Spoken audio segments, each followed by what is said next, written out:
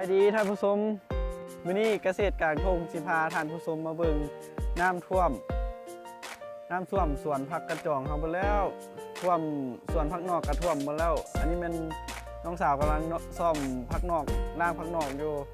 ไปเก็บผักนอกมาสวนผักนอกน้ำท่วมหมดแล้วอันนี้เป็นงมมันอยู่น้ำมานี่กำลังเจียมมาซ่อมเอาไปขายน้ำท่วมหมดละนี่น้องผักนอกไปงมน้ำมาน้ำท่วมสวนผักหมดละน้ำท่วมเพื่อนแล้ว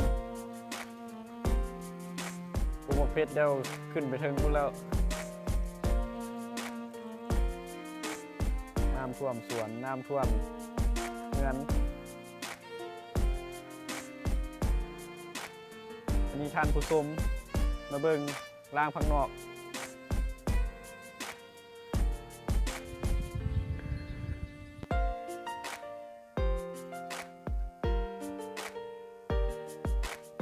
ส่วนผักกันจองลิบไปแล้วน้ำท่วมบ่เห็นแล้วฝนตกเมื่อคืนนี้ตกหนักหลายตกแห้งน้ำท่วมอย่างไรวะ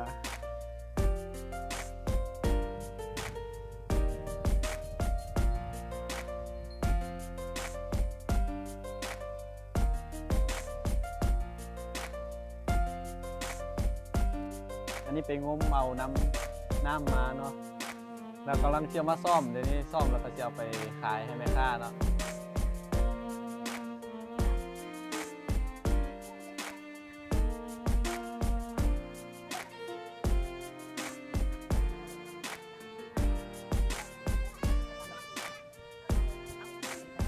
หักนี่บอก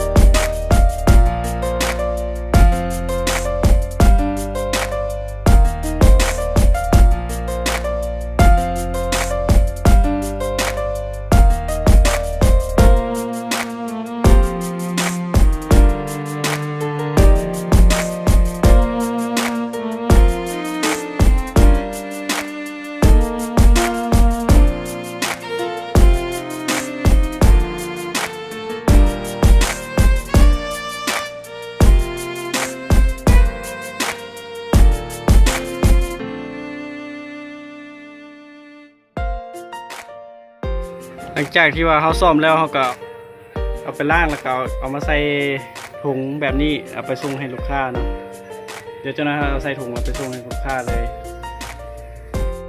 ขอบใจสำหรับการติดตามรับชมคลิปนี้จนจบเนาะอย่าลืมกดติดตามช่องของสุกแน่คลิปนี้เอาซ้ำนี่แหละสบายดี